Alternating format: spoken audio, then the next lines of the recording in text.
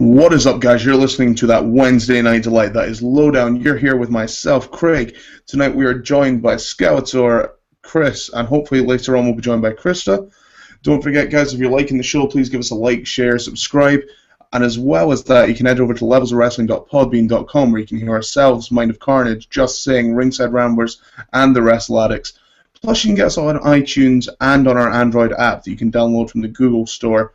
Just search Levels of Wrestling, all one word. If you're feeling really generous as well, guys, you can go to tpublic.com/user/Levels of Wrestling, all one word. And you can buy one of our t-shirts, hoodies, tank tops, or women's tops as well. Any support you guys give goes towards the Low family, and we can give you a better show, better quality, gives us better equipment, and of course, it means you'll get a better product from us. So let's get down to it, guys. We've had a bit of a weird week in wrestling.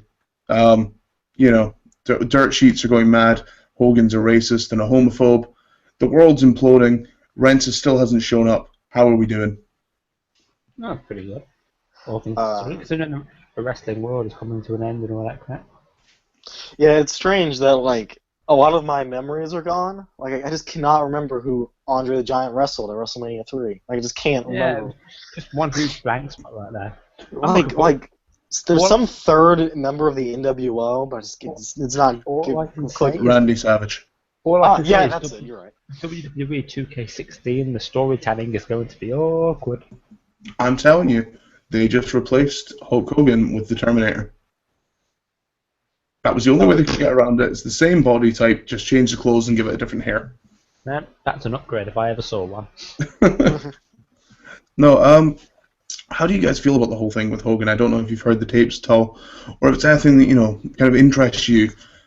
Is Hulk Hogan a racist? Is Hulk Hogan a homophobe? He's a 61-year-old man. Not that unusual. I read it. I read the transcript of the original thing. I think there's been a second thing since then. But the first thing, it's pretty bad. It's pretty bad. I'll say the closet racist, closet homophobe. Yeah. Yeah, because he doesn't I thought this was gonna be one of those overreactions, like that I can't think of the person's name. That woman like a year or two ago who admitted to saying it once 20 years ago, Paula Deen. She admitted to saying it once 20 years ago. People got upset. I thought it was going to be something a crazy overreaction like that, but no. What he said was pretty terrifying and terrible. He did, and it's weird. Like, I'm not justifying it, but Hogan's old. We should expect this. Yeah, like, he's a 61-year-old. He comes from a different generation. Dude grew up in the 50s. Yeah, it was completely normal for them, and he's grown up with that. And although times change, people don't. And I will stick by that. So, I mean, is Hogan a racist? From that tape, probably. Probably no more so than the average person his age. Yeah. Probably less so than the average person his age. Yeah, probably less. Probably much less. But considering what he does, that's still too much. I mean, yeah. What? I was going to say, just to tell a story, my ex-partner, her gran went clothes shopping and we were with her, and she walks up to the store assistant and blatantly goes, "I want some nigger brown trousers," and I'm like, "Oh my fuck, did you really just do that?" And I'm like, "Wow, you can't do that in a store. You can't do that." And she's like, "It's normal, it's a color." I'm like, "No, it's not. You need to stop." Because to be fair, it is a color. I get that. But Hogan was not using it in that sense. Oh, Hogan was not. Hogan was using it in the terrible kind of "I'm a bad person" kind of way. I know, he even topped it off with a weird racial stereotype at the end with all basketball players. Oh god, the only way he could have made it worse is if he mentioned Del Rio. Who at the time didn't even exist. It's just not cool. I mean, he could have picked anything else, and it would have been much more beneficial to his career. I don't know, he could have beaten his ex-wife. That would have not done so great either. Wow. See the line? It just fell straight into the distance, Chris. The show's off to a good start with racial, stereotypical, and just general domestic violence. Well done. You said he could do anything else, and I was like, no, he can't. But I mean, he could have, killed his wife and children and then hung himself. No, that's an option. Oh, he's getting the Benoit treatment. He is getting the Benoit treatment bad. But he's not getting the Benoit treatment. The online community still doesn't like him. But if he did the Benoit, he would have ridded the world of Nick and Brooke Hogan. So I wish he'd done the Benoit now. I wouldn't have to hear any more shitty songs. Yeah, things would have been. He would probably be more liked if he had done that than he is right now. I think the worst thing is like the stuff that came out of being mildly homophobic. The second tape was he was talking about when they did Hogan's Knows Best, which was bad enough. No one needed Hogan Knows Best. That's just terrible. Yeah, it was. But he was saying the producer was like, okay, we want you to go back to your old house, and you're going to revisit it. So he went back to his old house, and he opens the door, and he's like, I opened the door, and there was just this large fag there. I'm like, oh, God. Like, why would you go on tape saying this? I bet Darren, as a career. I bet Darren Young's his favourite human being right now. Well, the thing is, like, back in the 80s, no one would have dared say anything like that. Like, no one would have said anything like that in the locker room. So why now? Like, why is this all coming out? Yeah, it's this weird thing where they're now piling on stuff on him that like otherwise they probably wouldn't have been too worried about, but because of the big bad thing, they're just kind of stacking other stuff on him. Mm-hmm. Also, I hate the whole Vince said it in this segment. That's like a totally different thing in a totally different context. That's my favorite cop-out excuse I've heard so far with that. Oh, Vince, no. Let's not get into this. But Vince said it to another white guy, so it must be fine. It was a jokey TV sketch segment, and not a man who actually was being hateful to black people. Krista, it's like a very different thing. Krista, what's your thoughts? You joined us politely. On what? Is Hogan a racist? Is Hogan a racist? Yeah. Well, he's not my favorite person. Like, I've never been a Hogan fan. I've never, ever been a Hogan fan.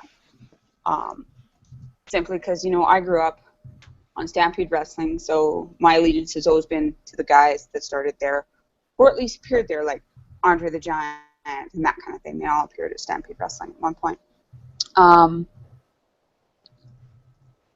I think Hogan made a bad judgment call. It's hard to say if he's racist or not because I haven't heard him go on a whole bunch of tirades. If this was a consistent thing, if he always did it, if he always said it, he could be classified as a racist. In our PC society, anybody who is a celebrity or is in the public eye are more scrutinized than, say, John or Jane Q. Public. It's like you take, for example, what happened to Mel Gibson. He was the golden boy of Hollywood in the 80s, and then a series of unfortunate comments that he should never have made turned him into a para, and Hogan seems to be going down the same route. I don't know the man personally, so I can't say whether he's a racist or not. Did he make racist comments? He most certainly did. But is he a tried and true racist where that's something he's going to say all the time? Do I think WWE overreacted regarding this situation? They're a business. And as much as my buddy Paul, not our Paul, but a different Paul, is saying, yeah, look at what the fans are showing WWE, and yeah, we're speaking out, and they're losing money, yeah. WWE caters to the casual fans. And most of those people, while they know who Hogan is, may not be Hulkamania fans. So even though they might have lost some money at the onset because of what Hogan said, don't count them out. Don't think they're going to recoup that. And also, I guess saying time will tell on whether Hogan's actually a racist or if he just, suffered from foot and mouth disease. Yeah, we were just saying as well, like obviously it's came out that he's slightly homophobic as well, or people are saying he's homophobic because of a tape that came out. I think a lot of people forget, although we've already said, like, he comes from an older generation, and while it's not excusable, you know, there is a line that kind of changes who you are, you know? And while people forget that saying certain words can be hurtful and bad, it can really lead to a bad situation, especially when you're in the public eye. So while everyone's judging Hogan, they're also forgetting that his career is now, his livelihood is now in complete jeopardy. He's a public figure, and if this changes now that because of one comment, then everyone who's ever made one of those comments needs to be judged as well. Now, while I won't stand up for Hogan because of what he said, I think people forget that, you know, people are people and people make mistakes. I think people also forget about that time that Andre the Giant tripped over at WrestleMania 3.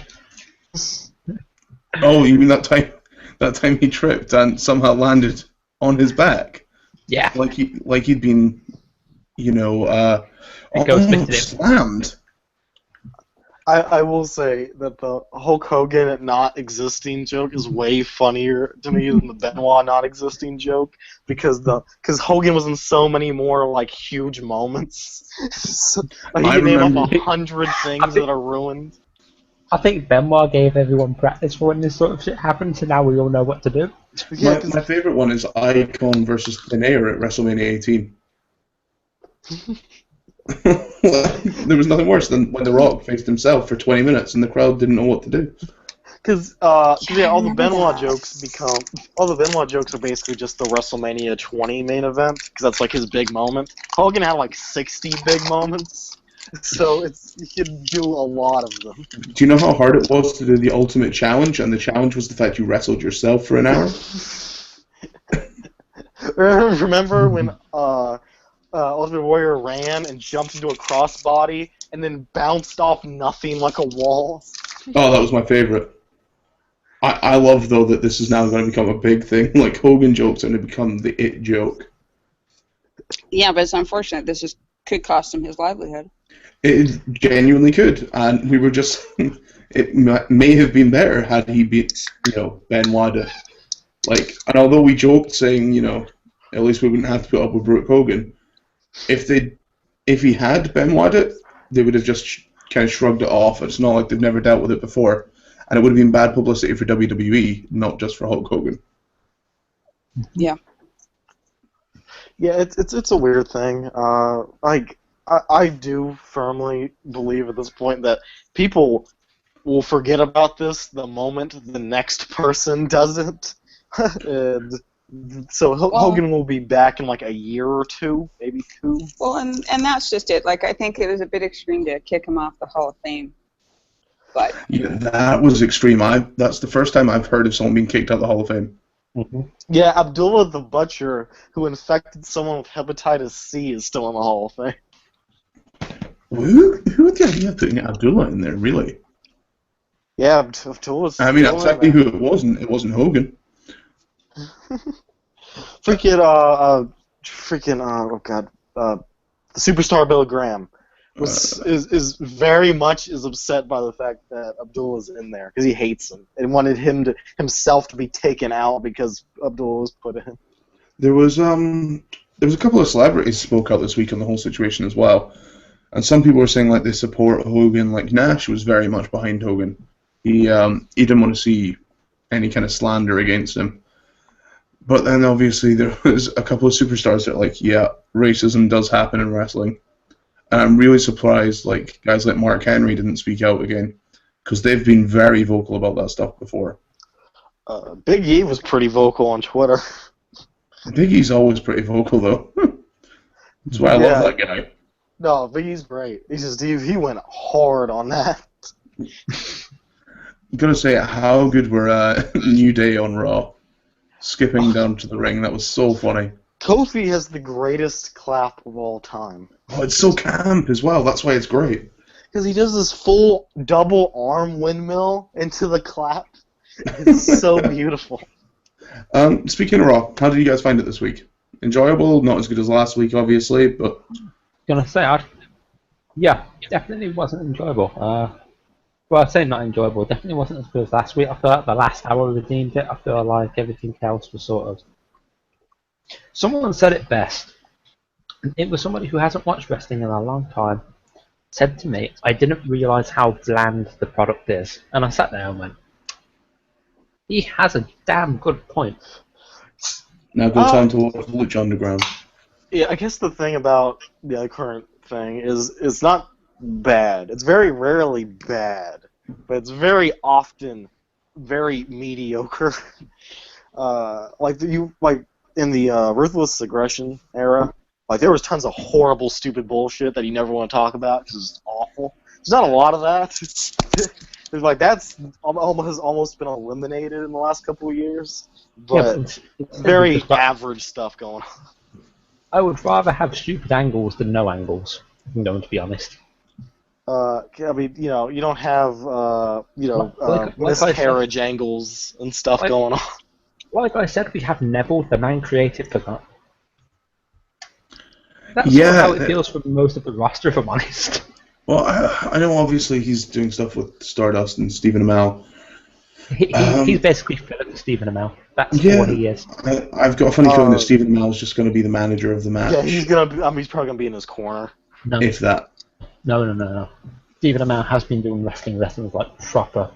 Yeah, so he'll take a bump or two, but I don't see him, making a big deal out of it. Yeah, it's probably going to be one of those things where Stardust gets up in his face and he gets hip tossed or whatever. Depending on how long he's been doing it, he could have a proper match and it could be semi-decent. Don't say that, because Eva Marie's been wrestling for a year now and it's still not good. You say that, but that's NXT, Eva Marie. On NXT, she showed tremendous potential. She's showed tremendous improvement. Potential, not so much. I think what Chris meant was potential. I honestly think that if she gets the experience now that she should have had to start with, and she stays in NXT and works with a couple of women, she will get a hell of a lot. She will be main event level. I've got to say, I kind of like the ring gear. It was different. The robe was different. Not a lot of demons kind of pulling that off at the minute. Yeah, Rob. That's because Greg she's the like Hammer's closet. But that's because she's like 7 feet tall, and the rest of the divas are short. Yeah, she is really tall, isn't she? Well, we'll discuss divas. Layla has just announced her retirement. Oh. Who has? That is Layla. God. That retirement is sad, not because Layla. Oh, Layla. Well, that retirement is sad, not because this great person's retired, but because she's done nothing in 2 years, and that's a really lame way to go out. I don't know if I see her retiring, but I definitely see her showing in a different company if she chose to. She's actually announced her retirement, which is it's like AJ Lee, because they have non-competes. They are allowed to be released if they are retiring.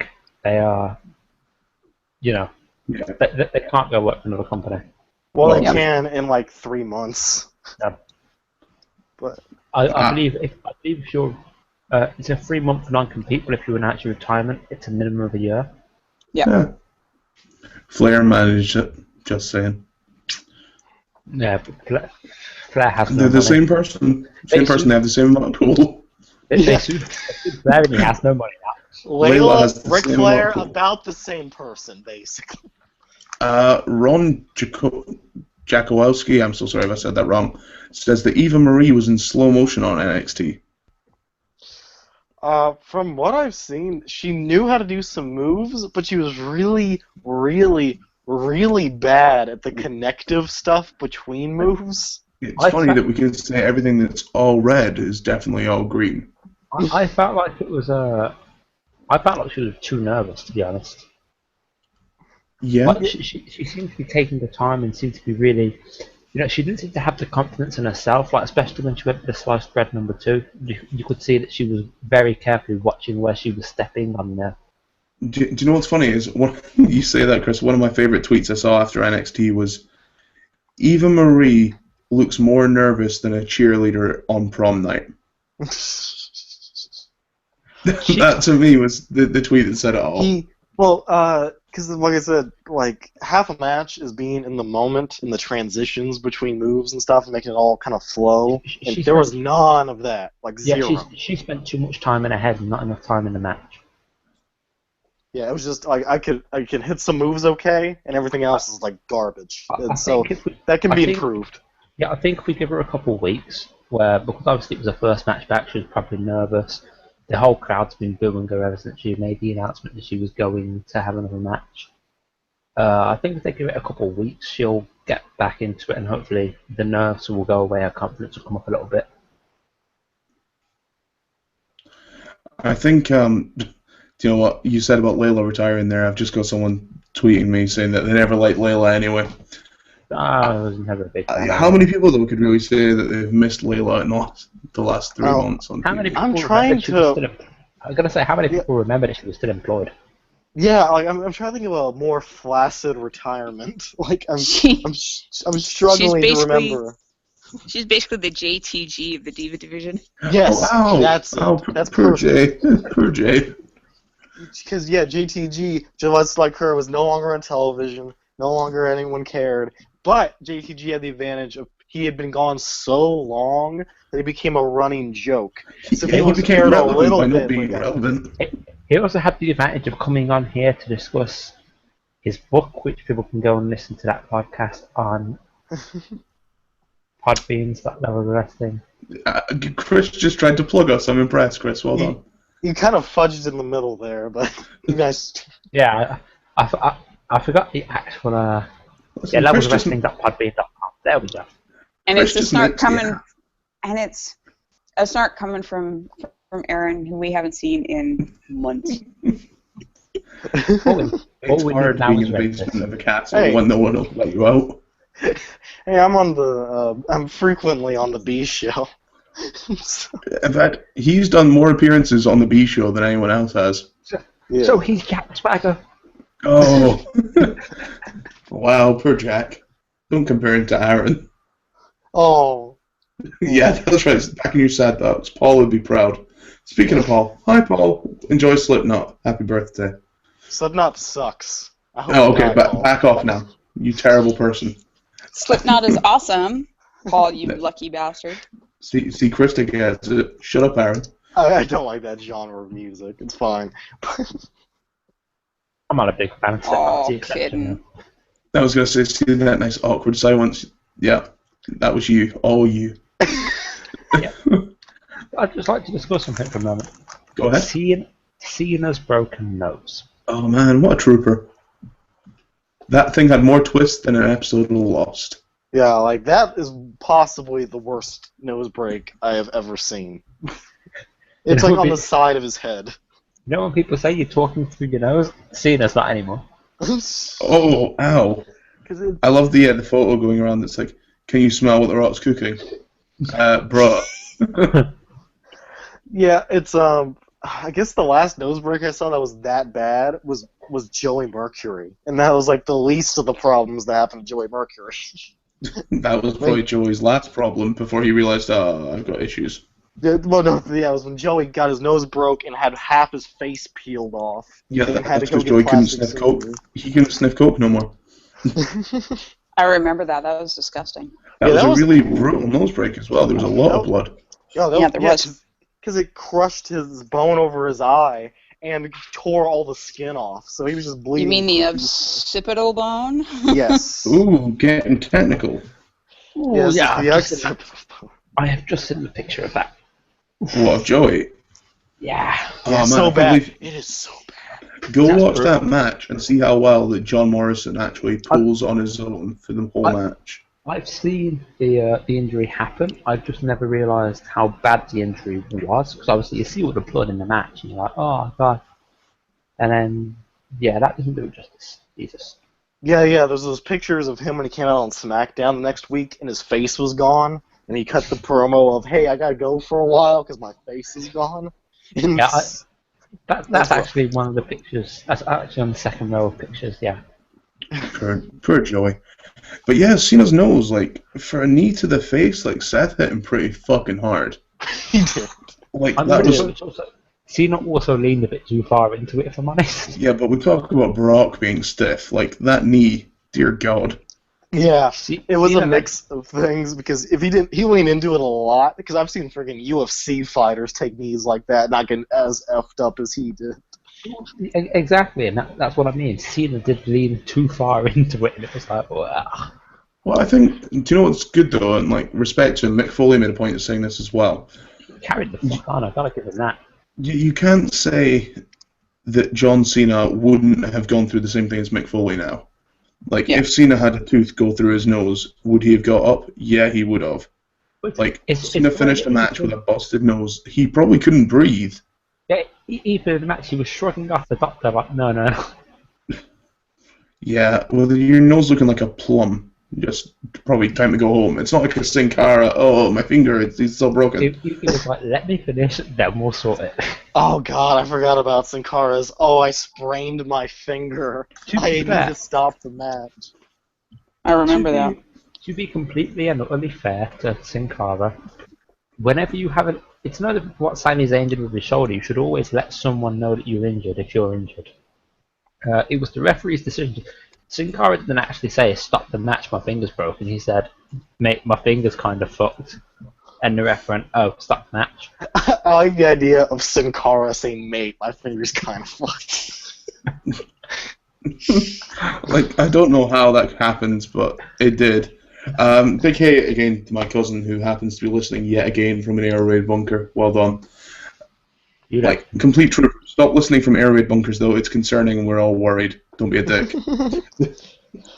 No, it is stunning that Sin Cara had the match called off for that when Cesaro destroyed his hand and he just taped it up into a ball and wrestled for Oh, like mate, he 6 more wrestled. months. Can I say he wrestled with a broken hand? What more can you ask for? Yeah, he taped his hand to a ball and kept wrestling for months. What was that, sorry? Cesaro. Cesaro. Oh, right, yeah. Which I've also got to give absolute credit to Cesaro, because even with the uppercut that he gave to Owens this week, you could tell he was putting 110% into performing. He did great this week. He was only on the show for less than, probably less than 3 minutes and did more work than some of the matches. Yeah, Yeah, he was really like energetic and like, you know, he brought the crowd in.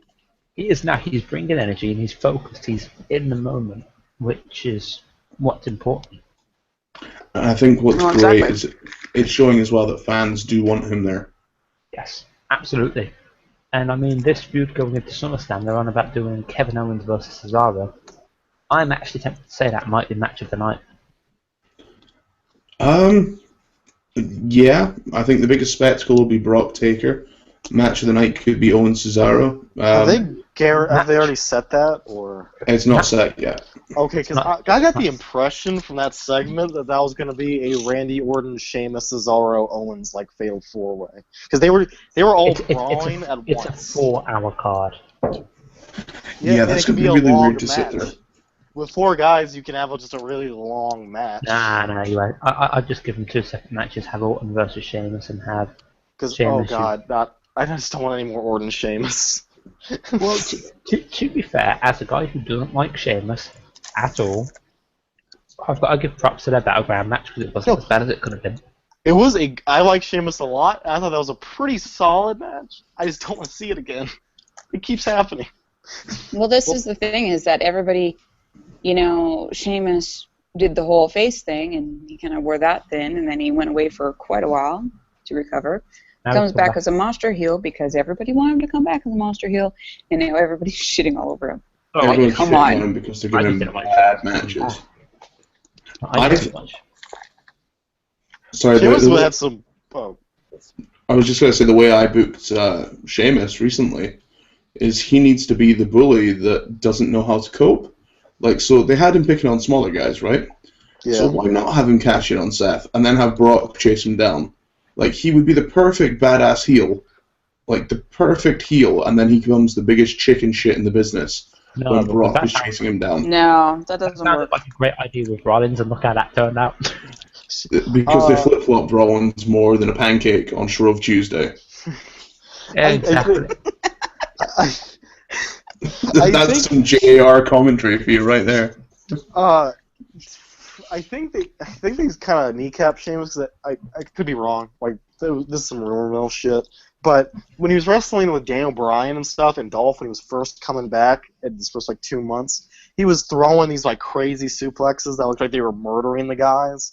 And then Daniel went out, and then Dolph got like split open really bad a bunch of times, and then he stopped throwing those moves. So I think his in-ring work as a monster heel has been kind of kneecapped by the fact that they're like WWE being really stringent about like safety, more so than like any other wrestling promotion. It's kind of one of those things. Like Sheamus for me is he's Bland. kind of he's tough to judge because he's doing the best he can with what he's got, and they're not Yeah. letting him do very much. I think he's one of the best pure in-ring workers in the company. Like when he can just go. When they let him do what he can do with all the moves that he knows, he's amazing to watch. They did the same thing with Drew Mack. They've done the same thing with Barrett. They clip their wings so they get the 5 friggin' moves of doom, On the and then they topic get of Barrett, boring. On the topic of Barrett, how long before Sheamus gets derailed by Cena? Sheamus was already derailed by Cena years ago. Yeah, several years ago. Yeah, he's already faced that and can move forward. Like he did move forward, and then he got Randy Orton, and that's Yeah. what happens. I am actually looking forward to, like I said, I'm looking forward to seeing Cena and Rollins. That's if it happens. Probably will. I can't see. On a 4-hour show, I would hope so. All their I can't see matches thus Cena far have being been killer. Yeah, I mean, Every Rollins Cena match has been awesome, and if they really give them like a long time on a pay-per-view, that shit's awesome, fantastic. Well, that was the first time they've had a singles match. Indeed, They had one when Rollins was in the Shield that kicked ass. Not a Well, singles. like SmackDown. It was a singles match on SmackDown. Like 3 years ago. I mean, not quite that, but close. It was full Shield go when they were heels. I think that was 2012. So yeah, almost 3 years ago now. Yeah, it was. They had come in, and Seth Rollins had like a pretty solid match with him, but he didn't have like his moveset wasn't quite what it is now, and it was good. And his match on Raw was fantastic. So I have faith that if they did it again, it would be like an incredible show-stealing match. Yeah. Yeah, I love the fact that Rollins seems to be pulling out its Phoenix Splash again. He did it once. That doesn't mean it's going to happen a lot. Yeah. I personally I don't want to see it if he's heel. Like if he's a bad guy, don't give him face moves. No. I agree. Yeah, I pulled it up. It was December 2013 on SmackDown. It was long and it was really good. And so they've now had 2 really strong matches. Well, Also, check yeah. you out, fact bringer. I The- actually the- checked that out I actually checked that out about a minute ago as soon as you said it. And yeah, The Phoenix Splash though is of kind of a face thing. Like it's really too cool to work for him. Though I think it's a good I'm in the shit, I need to get out of the shit kind of move. it is. But as of right now, it's like the Orton punt where it only exists for it to be reversed. No, Yeah. that's actually no, that should be the curb stomp. Yeah. Guys, we've reached more than a third of the way through the show. If you're enjoying what we're talking about, please give us a like, share, and subscribe. Especially if you're over on YouTube, make sure that you head over to levelsofwrestling.podbean.com as well, where you can hear shows from ourselves, Ringside Ramblers, Just Saying, Mind of Carnage, and the Wrestle Addicts. Don't forget as well, if you want to buy a t-shirt, you can head to tpublic.com/user/levels of wrestling. And if you're feeling really good about yourself and you've got an Android device and can't get enough of us, you can always head over there to the Google Store, search Levels of Wrestling, all one word, and download our app. It's brilliant. You can also get all of our podcasts and blogs on there, so we're going to be looking for more blog writers soon to help fill that out. Guys, we've been sent... Sorry, on you go. Nope, carry on. Okay, we've been sent in a question from Jeremy8911. Can we get Orton versus Sheamus versus Owens versus Cesaro for Money in the Bank at SummerSlam, since it looks like neither mid-card title will be on the line? Now, I'm going to say you're still going to see a US title match. I think you're still going to see that. Of course. No. I think they're going to make Cena relinquish his title in order to have a shot at Seth. I think they're going to do the opposite. I think they're going to let him have the match, and if they decide to give Cena the title, which they won't, they'll make him drop the US title. I think he's going to lose both belts. Well, he's going to lose his match against Rollins, and then he's going to lose his thing on like the Raw after to I- like some random guy, Owens or whoever. I do think, by the way, it's genius of having the Fatal 4-Way for the Money in the Bank. I Mhm. think that'd be a really cool and interesting thing to do, especially if you could transfer that to Cesaro right now, because he is on fire. Yeah, but however, I don't see what reason Sheamus would have to be like, hey, here's this. Yeah, to me, it doesn't make any sense. Like, No. I don't like matches for the Money in the Bank because it defeats the purpose of the Money in the Bank match. So it's I'm It's- sorry, it's- but Sheamus defeats the purpose of Money in the Bank. Full stop. Sheamus, I presume they'll do more with once it's his cash in is approaching. He will win the WWE World Heavyweight Championship. I agree. I think he's going to win it as well. I Yeah, really he'll be a transitional champion. Oh yeah, but he's still gonna win it. I like how you said it with such positivity. Oh, yeah. I would just like to point out something that I've just found. There was on WWE.com. There was an interview with Michael Cole, Uh-huh. and he's interviewing Kevin Owens. Uh-huh. I've seen a lot of people on Twitter saying, "Oh, why is Owens shouting at Cole and me while he's on a match?"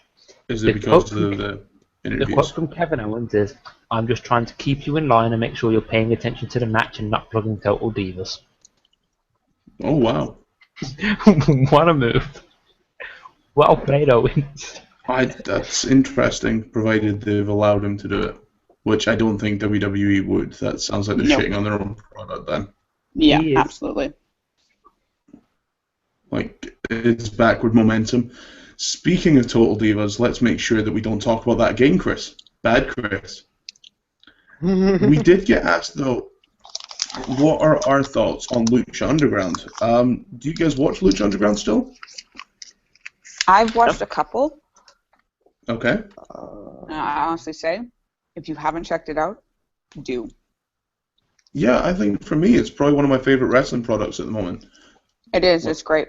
I kind of like the awkward storytelling. I didn't like it at first, but I'm getting into Yeah. it. Indie wrestling is for something- nerds. But it's not indie, that's the thing. It's on a network. Hey, Aaron, Yeah. suck my ass. That an I option? will go watch my local yokel wrestling promotion, and I'll watch WWE. And those are the things. To be honest, I don't watch anything besides WWE. You see, right, this is something I really want to hit on tonight. Is it okay just to watch one wrestling show and say you're a wrestling fan? I personally think it is. Yeah. Yeah. I think it's not, because, like, for me, I don't say I'm a wrestling fan. I consider myself to be a fan of, ironically enough, of Vince McMahon, sports entertainment. I in knew the you were sense- going to say that. In the sense that I'm more interested in the storylines, character development, than I am the actual in-ring work. Well, Okay. I watch a lot of old WCW and Jim Crockett shit on the network, like a lot of it. I like it, but I have tried Ring of Honor multiple times, but it makes me want to vomit. So I finisher, changed the finisher, channel. finisher, Yeah, finisher. So finisher. I watched for Kevin Steen versus like Generico shit. I hate it. I hate all of it. I hate Ring of Honor. It's terrible. Like the best stuff people tell me to watch, I watched. It's god awful. It's the worst company. I hate it. But Somewhere Paul was crying. See, I don't Oh. watch Ring of Honor either, Aaron. No, you see, I don't, and I get it. Personally, it's the production values that put me off Ring of Honor. that's really bad too, because they are a large independent company, and their production values are pretty low for having a TV deal and being in semi-decent arenas half the time. Like they should have better quality shit than they do. You say that, but I'm not a fan of WWE production value, because I think it's overly polished. It looks like a sports event. Like it looks like if you watch football on like Fox, you know. It's not. This goes back to what they said about it looking too bland as well. It does look too bland. Well, A mixed Ring of Honor looks a little bit gritty. It does because they have shitty cameras. Yeah. But it adds flavour to it more so than WWE has right now. Well, it's actually looks bland as shit. I don't know. I do like. Well, yeah, the editing and stuff is very bland. But the actual filming, like I don't mind that it looks clear and I can see what's happening, and that's like I have no issue with that. Like, I'll say personally, I watch WWE primarily, and then I do watch like TNA and Lucha Underground. I find that, you know, Lucha Underground's probably the one that I'm most interested in, you know, to watch. Storyline wise, and I can't believe I'm going to say this, WWE is still the one that holds up the best. Because most other places who do more than the most basic storylines, or it's like vomit. Awful. When WWE put in the effort with storylines, they do it well. But the problem is, they're not making the effort anymore. But Yeah, they don't do it well because it's not all the time. It's not consistent. I don't think it's that they're not putting the effort. Yeah, it's too many. There's too many writers. The writers' room is too big. Everyone's like hamstringing each other because everyone has a different vision of what should be going on. Too many cooks in the kitchen. Yeah, that's why it's homogenized. Is because it has to be what 30 people agree on, and it's very difficult to make 30 people agree on a thing. I think they also do it because their turnaround is so high that they have to have it a way that the new person coming in can pick up where the old person left off. What I was going to say, by the way, going back to the production value thing that we were discussing, the Ruthless Aggression era had the best, to me, feel in production value. Just saying. But no, I agree that the creative in WWE right now, it's a matter of them. I don't really want to say that it's them like trying to be able to take over for other people and stuff, and too many people mixing the pot. I just feel like there's nobody throwing anything into the pot. Everyone's just sat there like, oh, you can do all the work. See, It's like that. It's like that poem: peas porridge hot, peas porridge cold, peas porridge in the pot 9 days old. Indeed. Yeah, it's this thing where like if you watch older wrestling, like if you watch early Ruthless Aggression shit, you'll see horrible garbage. Like horrible. How did people like let this get through garbage? Because the writing team was smaller. Like for each show, they had like the same size of writing team, but they had one for Raw and one for SmackDown, so it was split. So there's like 10, 15 guys writing instead of 30, and so those guys would let through horrible dog shit. That like the Kane, Katie Vick shit, the kicking the baby miscarriage stuff. She was a saint. She was a saint. But like that stuff would not get through now because there's too many people going, no, that's bad. Like there's enough people that at least someone's gonna go no. However, it also prevents really transcendent shit from happening usually because there's gonna be someone who doesn't like it that's gonna F with it. I say fire Kevin Dunn. That's my solution. You'd fire Kevin Dunn. That is a strong option. He's kind of a dick, and I don't like him. Yeah. Kind of a dick. Okay, he's a massive chode, and I don't like him. I love the idea. A TV show. TV show? It's a podcast show. But Yeah, ladies and gentlemen, it's starting next week. We'll stream on your TV. A massive chode. That's what Eric called it. A massive chode. I know it's like an oxymoron in itself, but it's okay. Well, isn't the stipulation of a chode is it's as long as it is wide? It's wider than it is longer. Oh, it's wider than it is long. It can still be a foot long. It just means it has to be a foot and a half wide. Yeah. Anyway, you know, being a fan though, to me, like when we talk about being a fan of a product, I think you can still be a wrestling fan and enjoy WWE. Like to me, I don't see wrestling as the overall product. I see wrestling as the action they're doing. So like you can enjoy the wrestling going on in ring, but not enjoy WWE. If that makes sense. I agree with that. Like a lot of my friends say that, you know, wrestling in WWE has lost its fun. It's not as, you know, interesting to watch anymore. Like even in the ring, so that's what puts them off it, and they go to another company so they get the fun side of wrestling. So they'll maybe go places like Shikara or Evolve, stuff like that.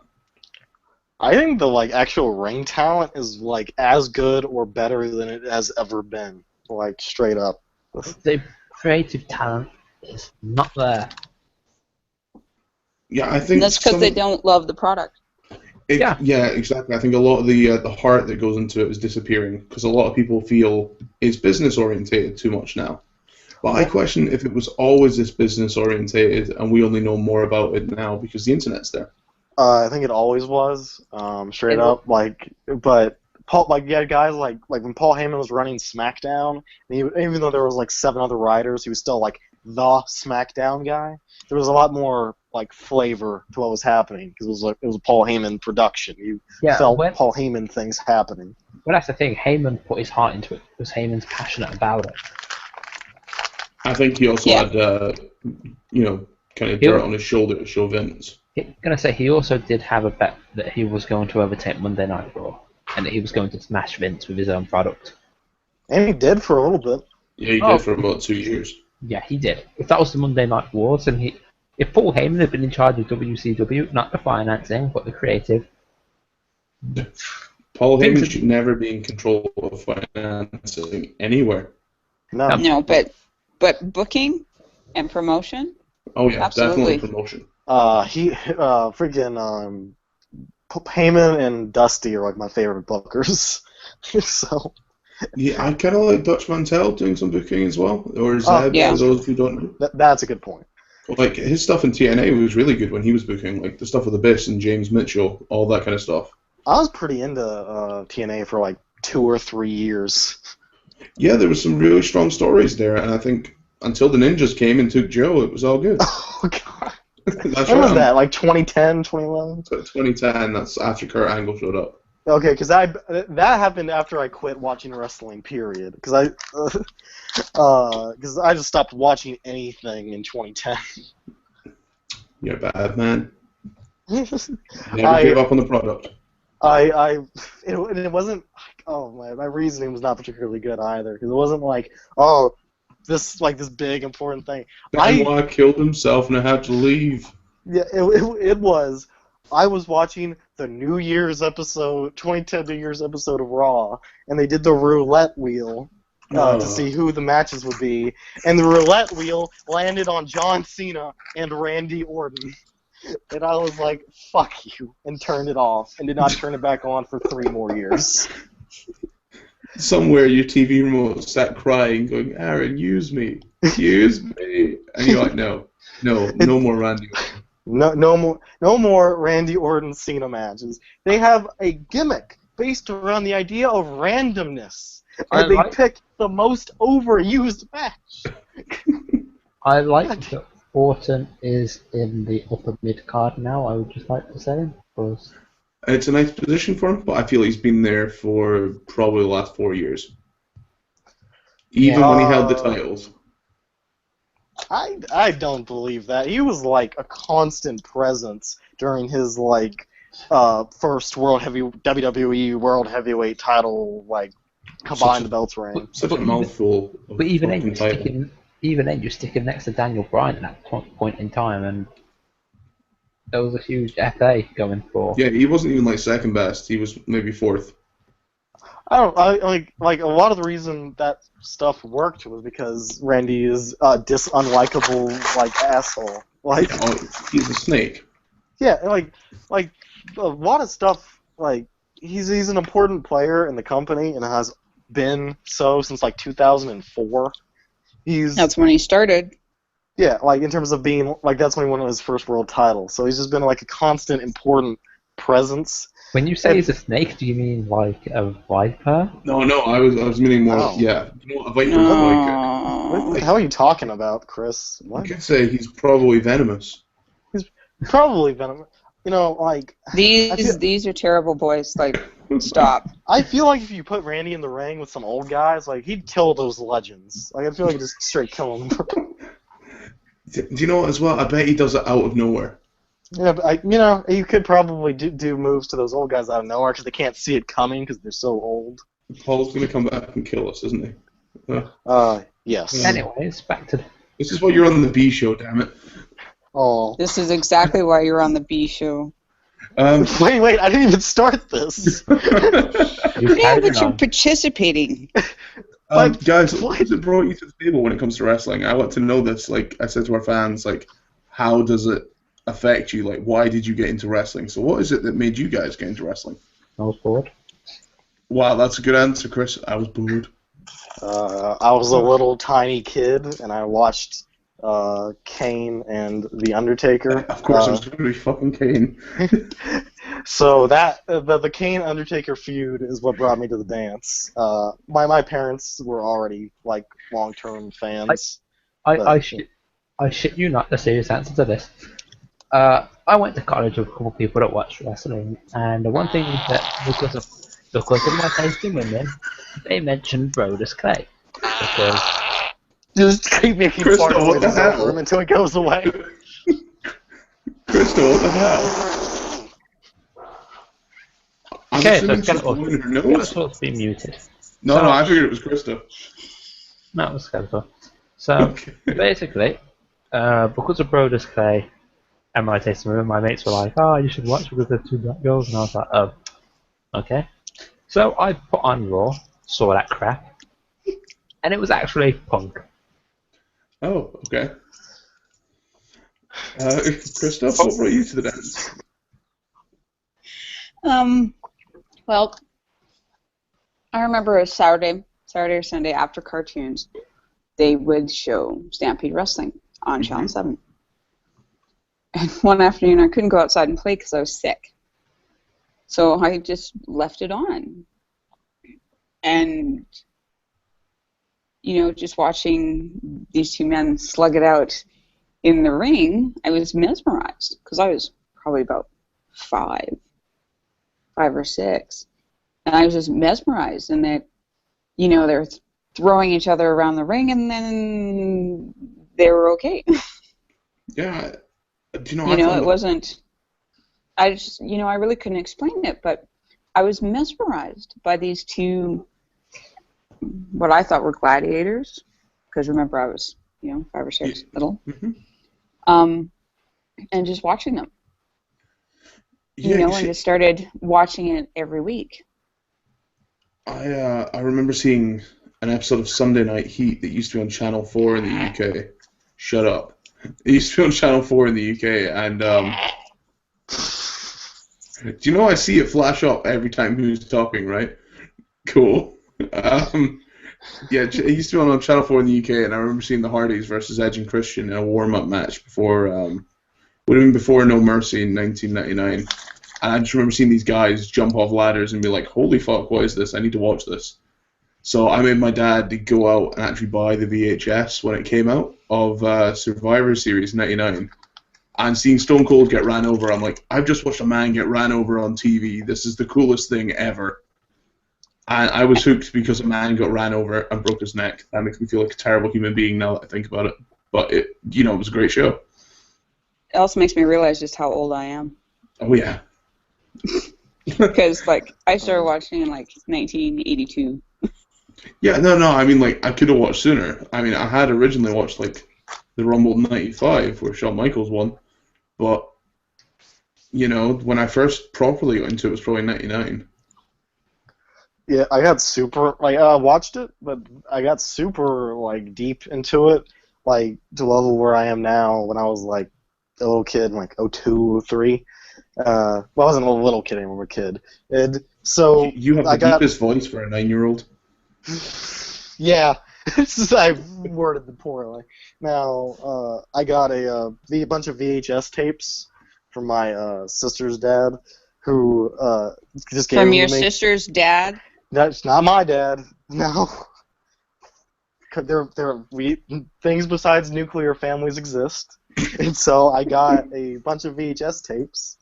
And I just went through all of them, one after another, with SummerSlam 02 and stuff. And Triple H Shawn Michaels was mind-blowingly good to me when I was watching it. And that got me really deep into it, where I wasn't just paying attention to 1 or 2 feuds. I was just really cared about wrestling, kind of in general.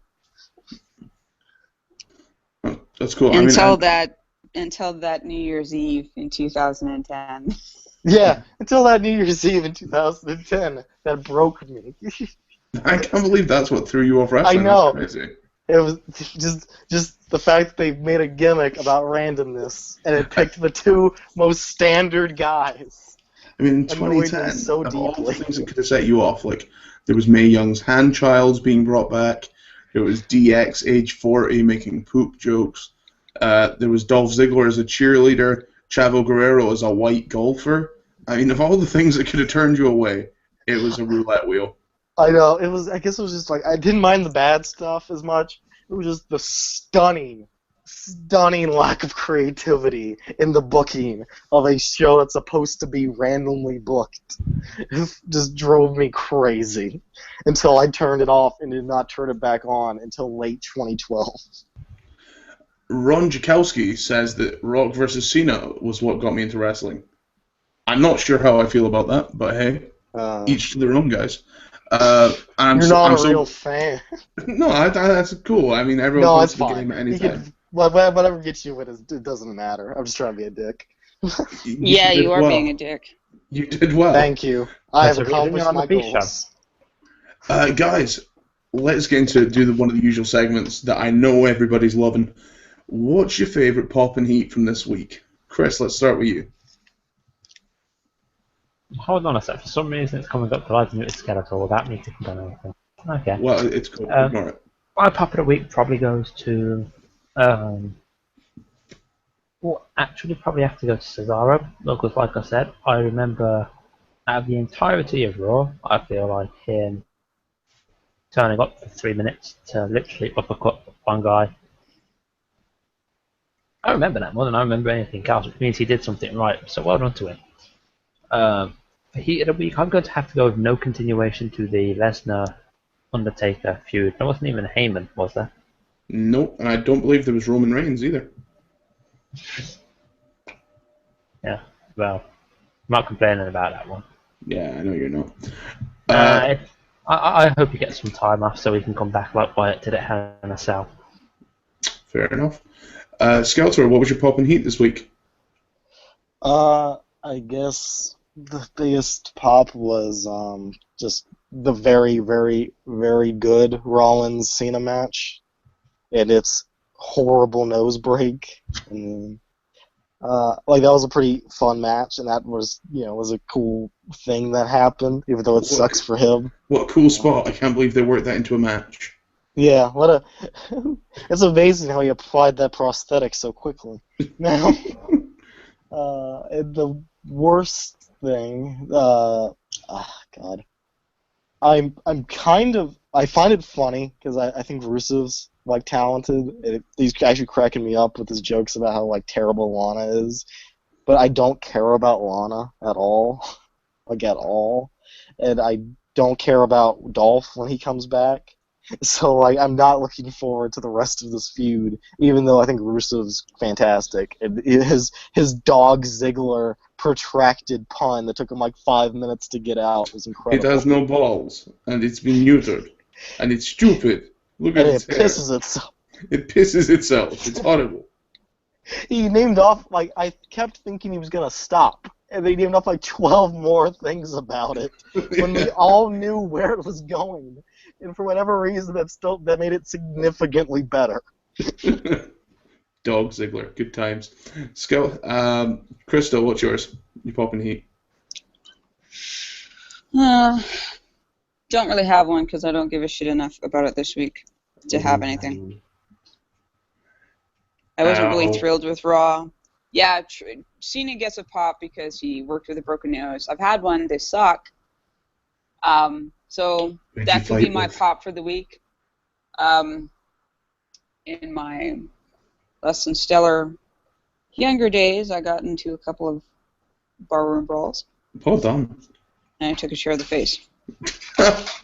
So you took an arrow to the knee, you took a chair to the face, and then you calmed down. No, actually, it just made me madder. Oh. Yeah. I did manage to get out of there before, anything else was broken, but Was my the nose chair definitely foldable? suffered. No. Oh. Wow. And yeah, it was one of those things because I didn't want to get in trouble. I fixed it myself. She was actually hit in the face with the Iron Throne from Game of Thrones.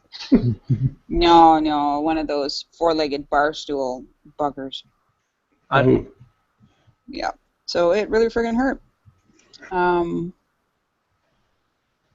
Yeah, and Heat is pretty much most of Raw.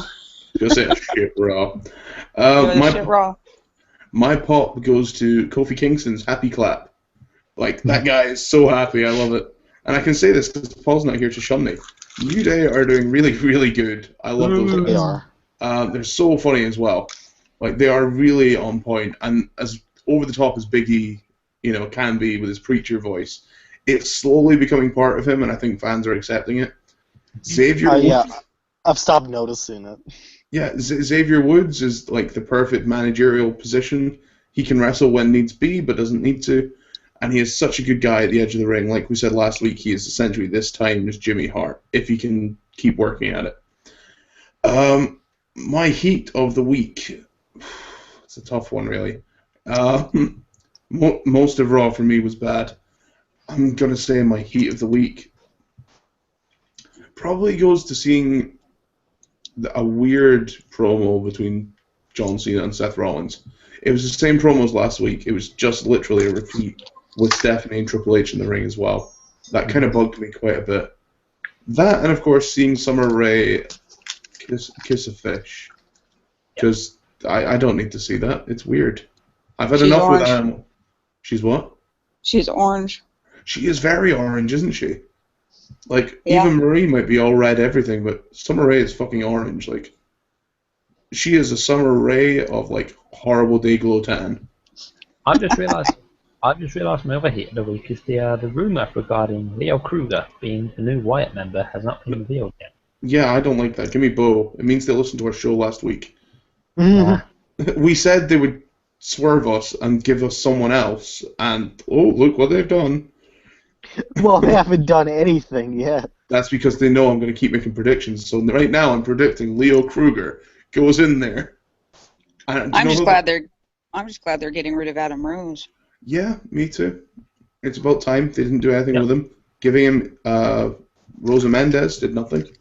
To be fair, it sounded like there was a lot to do with like that gimmick outside of NXT where they pop for whatever stupid dance you throw on. Is they're dead in the water like immediately. Yeah, the fact that it went from face to heel already botched his gimmick. Yep. And Well, they had to sort turn of him face to heel because no one liked him. They hated him already. And then turning him heel made them not care anymore. Well, and the gimmick didn't really transfer to the main stage. Because You it was did a Emma with the terrible bubbles. Oh, it was a terrible gimmick. But for gimmicks like those, they're only made for the Full Sail crowd, the arena, or wherever they do their filming, their tapings. It's not made for the main roster where you're in like arenas. Yes, Yeah, I agree. Yeah, because the NXT crowd is the worst crowd because they pop for stupid bullshit that will never make it and convince people that it'll work. It's why I wonder about things like Enzo and Cass, because to me, They're going to make it sharp and don't ruin them.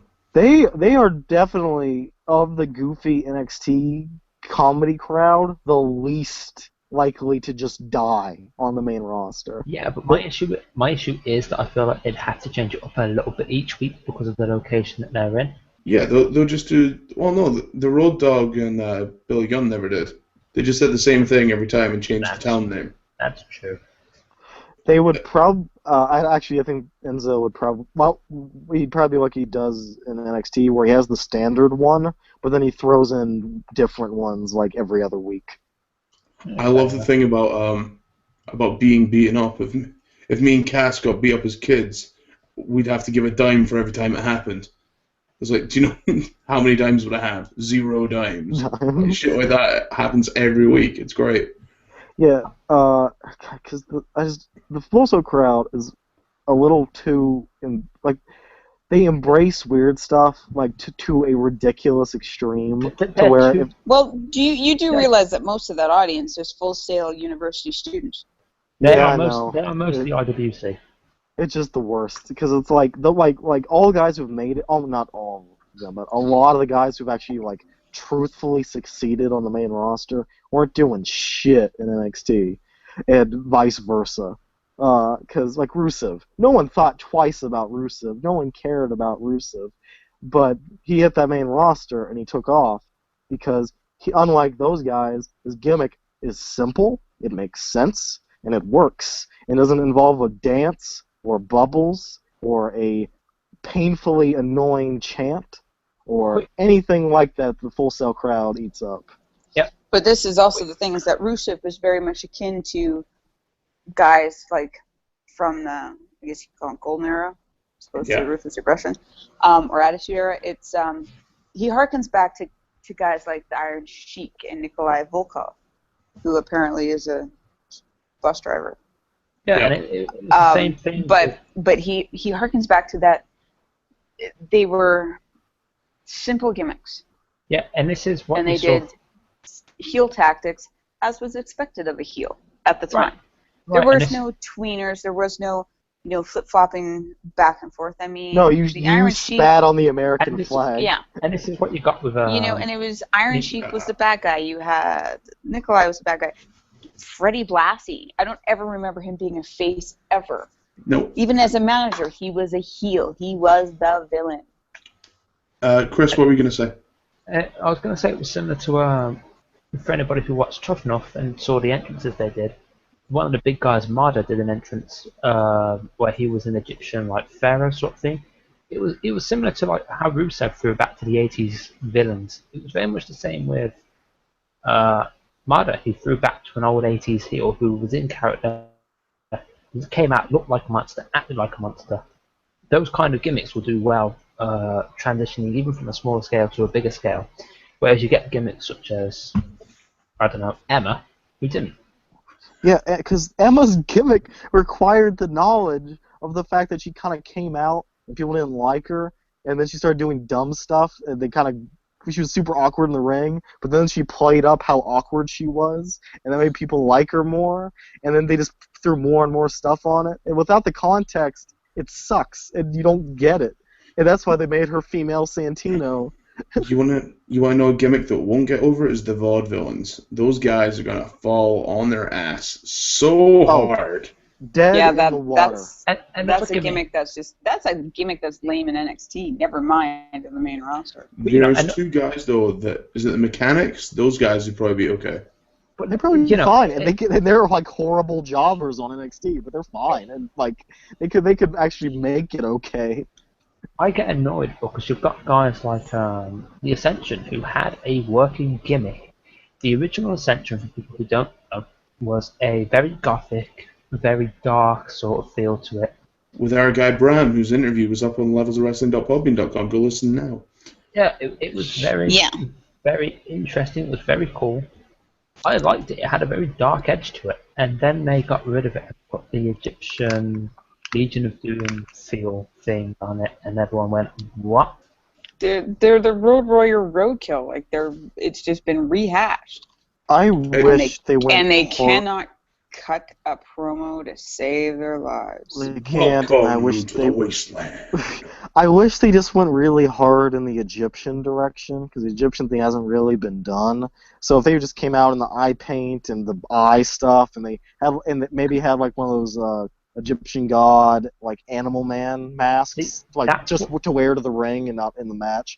That could be something, but they're just like a third-tier Road Warrior knockoff. That's why I wanted Marder to win Tough Enough, because of the Egyptian thing which he wanted to do. On the same topic as Tough Enough, who the hell is Danny Cage? Because he is offering to train the people from Tough Enough that come out of it. I can't say I know the name. You know the Monster Factory? It's a wrestling school. Didn't Bam Bam go there? Bam Bam, I know Raven, Sheamus did too. The Monster Factory. Sheamus, Chris Candido, and he ended up with a huge injury coming out of the Monster Factory. Yep, there was a list of people that came out of that. I was just wondering, because they basically offered to charge only like a third of what they normally charge for the training. Yeah. Because they feel like the guys coming out of Tough Enough weren't given a fair shot. Because guys like Patrick who went there for wrestling, and it ended up as a reality show, whereby wrestling. He should not. Has he seen Tough Enough? Like, there's been like 8 other seasons. He knew what he was getting into when he walked in. But saying that, exactly.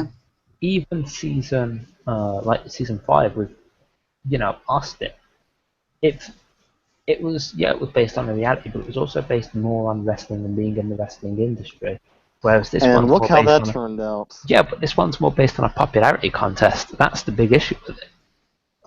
This one is literally a popularity contest. And it is. A reality TV show that's a popularity contest? I don't thunk Say it. it ain't so. I know it's a reality show, dude. Like the 2011 one, which I guess was more, according to you, more wrestling focused, produced no one and failed and was awful. And the main guy who won did nothing. Like nothing happened from that. Like You think everything's awful, Aaron? He's literally the opposite of that Lego movie song. Yeah, everything is Everything's awful. awful. Everything's sad when you're sitting alone. Makes me sad for you. Awful. I like things. I'm sad for you. See, when we eventually release merchandise, we're going to have an Aaron is sad doll. It's not a shirt that says Aaron is sad. I'm It going to is make an just a Aaron doll. is sad shirt. You know you need to make a shirt like that. Levels of wrestling. Aaron You know is how sad. that's like the fight Owens fight one? It's just going to be that, but Aaron is sad. And then on the back, there'll be a small sad face on the collar. Sad Aaron sad. Sad. But that's perfect. I love it. Cade, get on it. I know you're listening. That's pretty good. Oh, God, sad Aaron, sad. That's brilliant. Sad, Aaron, sad. I love He it. is. He's always sad. Oh, okay. We've had a couple of things come in. Chad Gable and Jason Jordan are a team that would do good on the main roster. I disagree. I think both those guys are going to flop. Jason Jordan yeah, I could do have been too. something interesting, but Chad Gable's like a legit wrestler, and if you spin that the right way, you can do something with them. They're kind of people are going to go, hey, your Kurt Angle. I'm looking forward to seeing Ty Dillinger because apparently he's been doing good matches. Perfect 10. I don't see that transitioning to the main roster well. that at guy all. has been in neither. development since like 2006. So Who I don't has? really. Ty Dillinger. Uh, He was in the original. He was in the ECW where they made it developmental for a Yeah. little bit. He's been there forever. like he's been in developmental as long as you've been alive. So at least Tyler Breeze isn't the only one down there for ages then. Yeah, That's it's essentially sad how long he's been down there. no, it's not. It's a good thing. He's not coming up to the main roster comfortably. Yeah, it's just like one of those things where it's like I think it's almost better to be like, oh, I'm an upper mid tier, I'm an upper tier guy in PWG or whatever. Than To be, I've been in developmental as a jobber for 8 years. to be fair, he went back to the indie circuit in 2009. Yes. Oh, okay. Yeah, he did not okay. stay there the last 10 years. He did go back to the indies. Okay. He was Okay. released and came Way back. mouse. All right. Okay. I because I saw him back then, I kind of assumed he's just been there. Well, you know what they say about assume, Aaron? I was going to say, if It's that was the case, he would literally be the JTG of the development section. 'Cause- Man's yeah. JTG alone. We're picking on this guy so bad tonight. I know for a guy who came on this program. We We love love you, you. JTG. It sounds do much need- nicer coming from a woman's mouth. Sorry, I- Jay. No, that just sounded creepy as hell. I do need to check out his book though. His book's really good, actually. Really funny as well. Shad gets into so much shit. Literally, the problem with that tag team was Shad. That's what the book tells you. I'm not surprised. Well, that's not surprised because JTG hung around and Shad didn't. Do you know what's really sad is we were going to start a new segment this week called Where's Rensis, and it was going to be me and Paul doing a news segment. You know how they had the Where's what's his name? Waldo, Yeah, kind of. It was another wrestler. where in the world? Where's in the world is Carmen San Diego? Yeah. Yeah, okay, let's go with that. But yeah, we were going to do that, and where's Rensis? Because no one's heard from him in almost a year.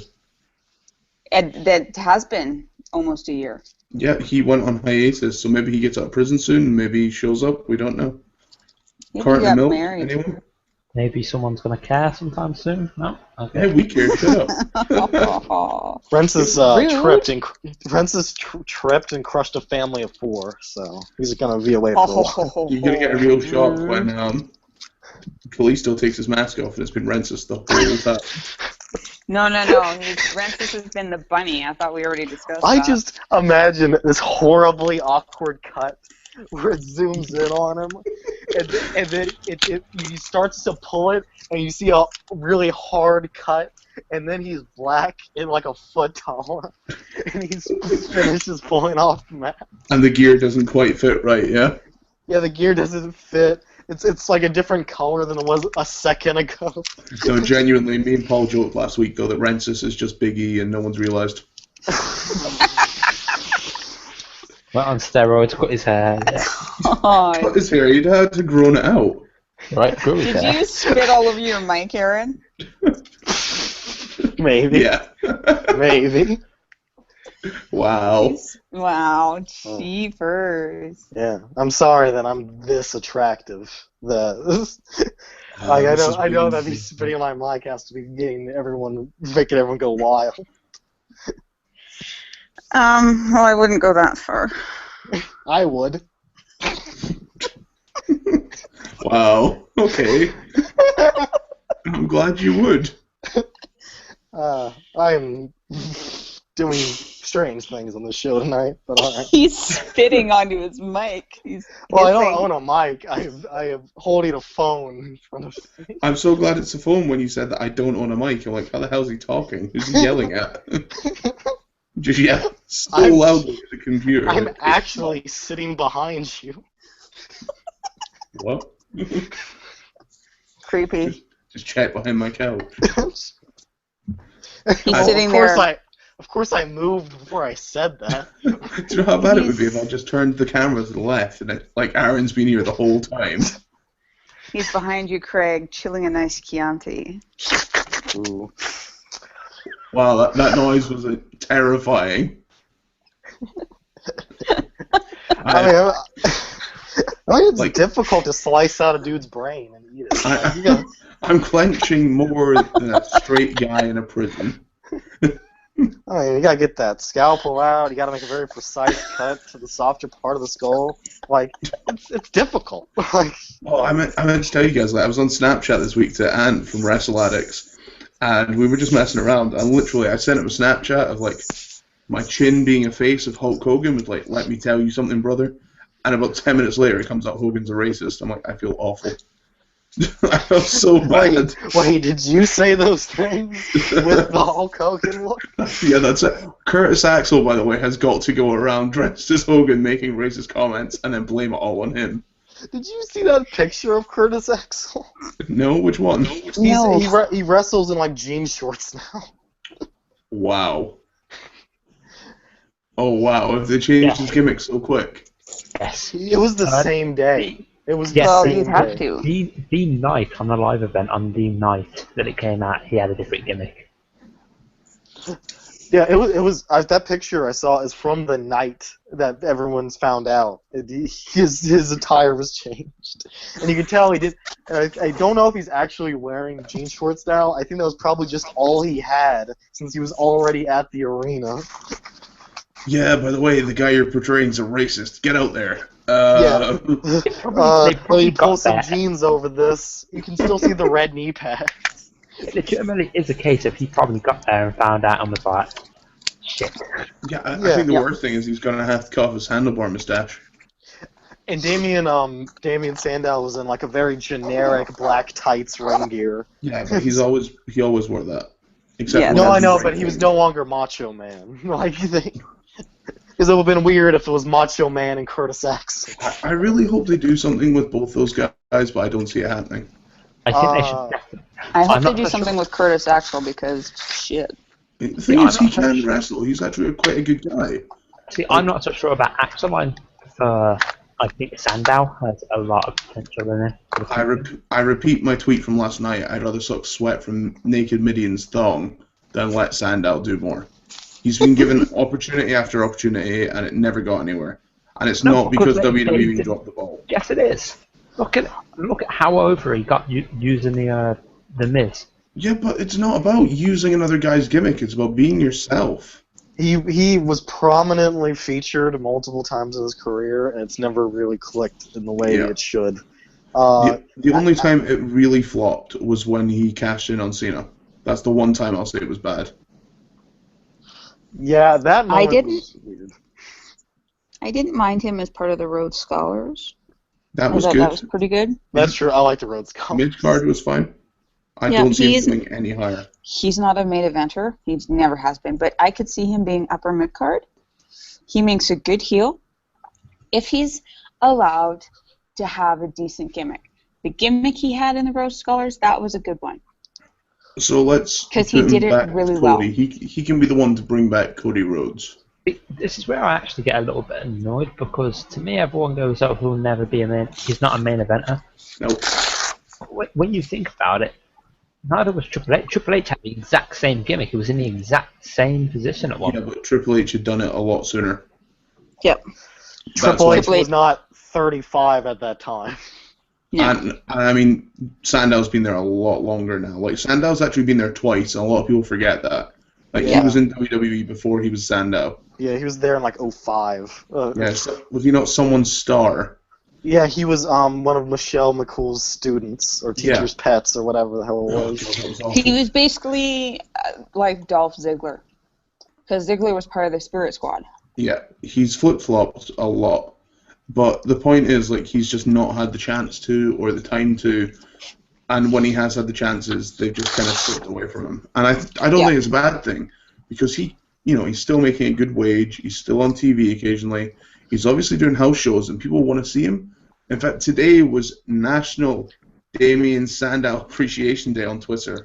Don't believe me? Hashtag and check that one.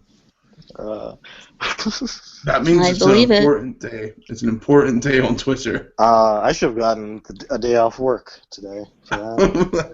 It's my religion, Sandowism. I know, am but part this of is the the thing. cult of wrestling. He's not a bad wrestler. He's actually a very good wrestler. It's Yep. just because there's so many on the roster, you gotta hit it. You gotta be lightning in a bottle right out of the gate. You don't have the luxury as a talent to have the builds that they used to have in the Golden Era, in the Attitude Era, even in Ruthless Aggression.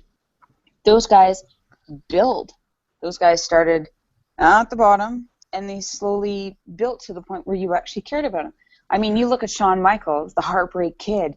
Wow, wow, wow. How many people actually remember him as part of the Rockers and remember Marty Jannetty? The only thing people remember from the Rockers is the damn window.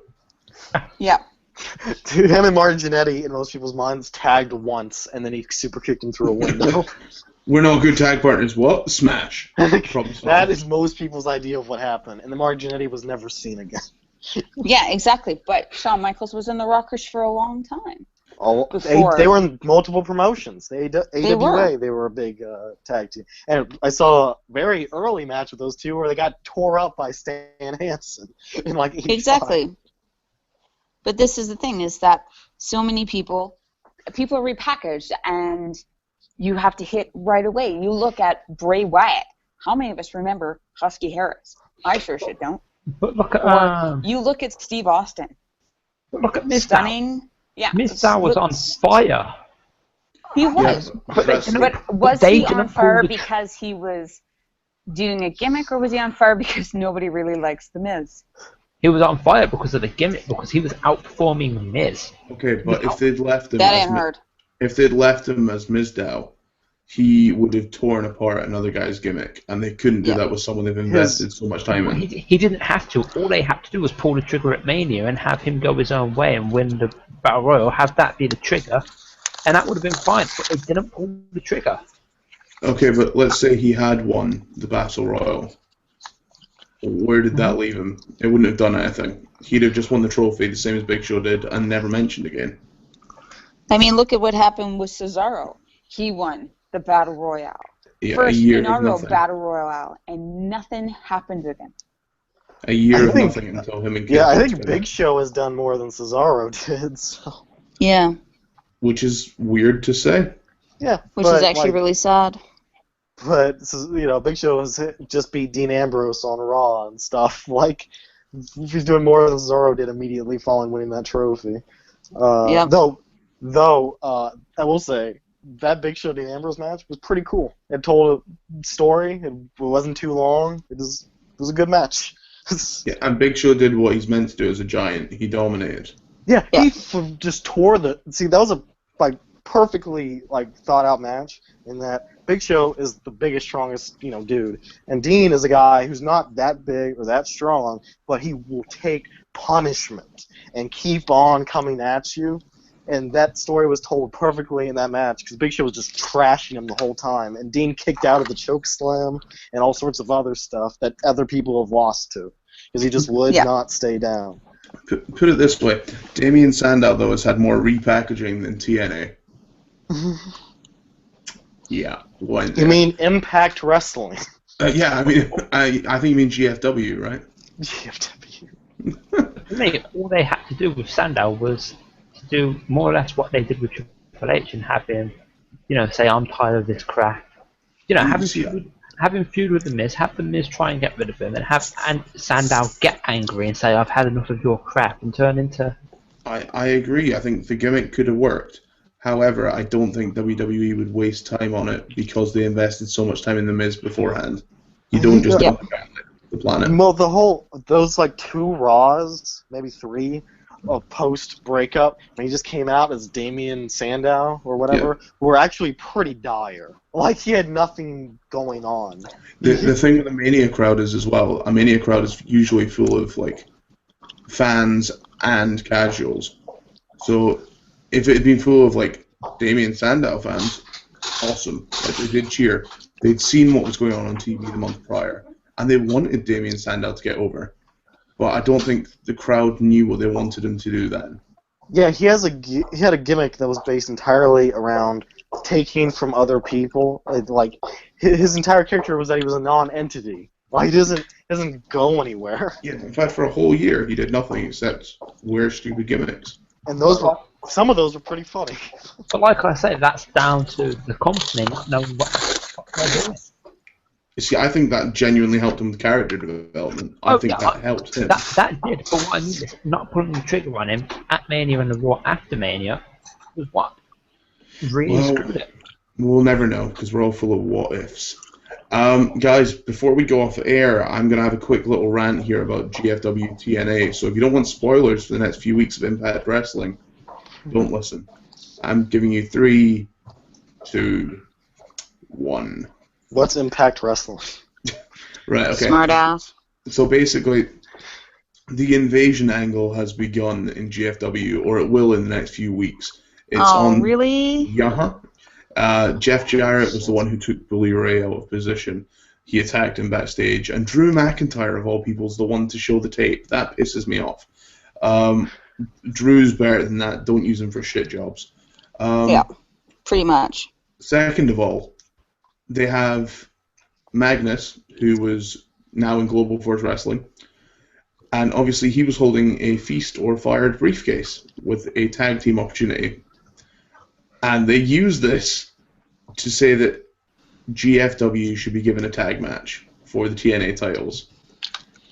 And they put the belts on Brian Myers, who people will remember as Kurt Hawkins, part of the Major Bros, with Zack Ryder, and someone else. So GFW are now in possession of TNA's tag team titles. Within a week, 1 week of an invasion angle, they put a belt on the other side. Also, the other side of this invasion is a company that's existed for 2 months. Yeah. This is very weird. To me, all but this is it also says a lot to the fact that, yeah, but GFW, I mean, yeah, it's being run by Jeff Jarrett. If you think about it, he's gained more ground in 2 months than TNA has gotten in 10 years. And he knows that he's pulling the right strings. I almost guarantee one of his conditions to being on TNA again was that he won the King of the Mountain title and that GFW got a good push from TNA. Because he didn't want to go back there. He said that in so many interviews. And they even said that when he got back onto TV, that he didn't want to go back. But he's doing it for his family and his future. So, yeah, I mean, Jeff Jarrett was the main creative force in the growth of TNA from absolutely nothing into being moderate number 2, like, and then he left, and Hogan and Bischoff came in, and all that progress kind of got swept back away. Oh yeah, I got sucked away by a racist homophobe. Yay, WCW version 2.0. Yeah. In fact, again, Paul's somewhere turning in his grave because we mentioned WCW and TNA in the same sentence. No, he's too busy enjoying Slipknot. Yeah, okay, don't rub it in. See, WCW and TNA are the same because Jeff Jarrett's the best part of both. Wow. Ouch. That is the comment to make, Paul, man. And on that note, guys, we have reached the end of the show. If you've enjoyed tonight, please give us a like, share, and subscribe on YouTube. Head over to levelsofwrestling.podbean.com where you can hear shows from ourselves, Mind of Carnage, Just Saying, Ringside Ramblers, and the Wrestle Addicts. And if you're enjoying the shows, please head over to tpublic.com/users/levels of wrestling. You can buy a hoodie, a t-shirt, a tank top, kids top, women's top, pretty much any color that you like. Just help us out and we can give you a better product. And when you're done there, guys, the final link, you head to Google Play Store and you search Levels of Wrestling and download our Android app that Chris was very polite and made. Now, don't forget, next week as well, we will have former TNA star and the creep, or as he's formerly known, the creepy bastard, Sam Shaw, coming on live on the show. He's going to be talking for about half an hour with us in the same way that Gunner did and the same way that Bram did last week. So please feel free to tune in for that and send us in your questions to ask Sam. Obviously, we're only going to take sensible suggestions and nothing too personal. So please tune in for that. Don't forget as well, tomorrow night you can listen to Breakdown or Showdown. Aaron, are you going to join us for that, or are you busy? I'm pretty sure I'll be there. Awesome. We're going to talk wrestling's worst injuries tomorrow night. Ooh. I know. I like this topic. We're going to talk people getting hurt, people that have got hurt, and people that haven't came back from injury. Daniel Bryan. Rest in peace, Daniel Bryan. I hope you can hear us somewhere else. Ooh. Rest in peace, Bret Hart's career as well. Oh, 4 out of 10. That joke was 4 out of 10. That reference was 4 out of 10. All right, shut up. Guys, we've been This the Levels podcast ending is 4 out of 10. We have been the Levels of Wrestling. This has been Lowdown, guys. Make sure that you stick with us on Twitter and stay on the level. Jarrett for GCW champion.